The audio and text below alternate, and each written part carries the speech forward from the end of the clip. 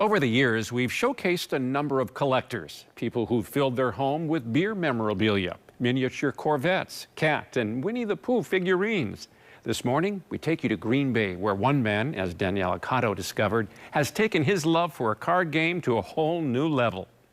Draw. Magic the Gathering. Skyclave's gonna take out blue. The popular trading card game has been around since 1993. Playing a Path of Ancestry. The rules can get overwhelming. Bring out a blood-sworn steward. But it boils down to this. It's like two wizards in an arena facing off. And they're doing spells back and forth at each other. And you get them down to 20 life, down to 0, and you win. Since he first got into the game, Dan Bernard spends his free time at shops like this one. One of the guys came back from Gen Con, said, hey, there's a new card game out there called Magic the Gathering. And he brought a bunch of cards.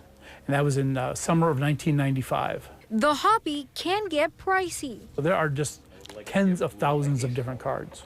It's what you really invest in it, because there are cards that are worth a nickel. And there are cards that are worth $50,000. But there's one card Dan covets more than any other. In fact, it's the reason people call him Stone Rain Dan. Dan has thousands. There's 5,000 there. And thousands. There's 15,000. Of copies of the exact same card known as Stone Rain. I thought, oh, I can get a lot of these and it's not real expensive. Let's see how many I can get. And then I just never stopped. He owns versions in different languages, limited editions. Signed by the artist. Some misprints over here. The total number in his collection? So I'm closing really close to 139,000. And counting. To keep track of all of them is no easy task.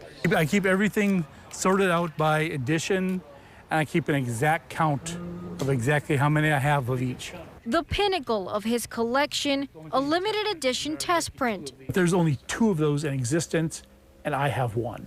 You can imagine it wasn't cheap. Oh, he wanted $5,000 for it.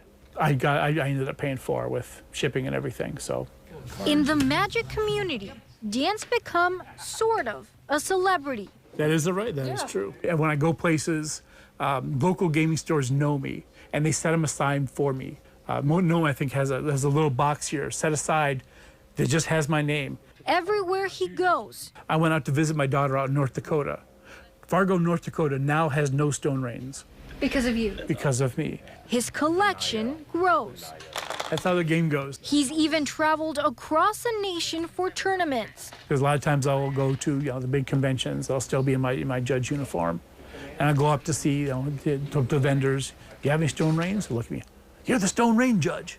And when it comes to his collection, Dan's not stopping anytime soon. Have you ever had someone tell you, you're too old for these games? The only one who's ever told me I'm too old for these games has been me. I'm going to keep going. As long as I am able to, I'm going to keep hoarding them.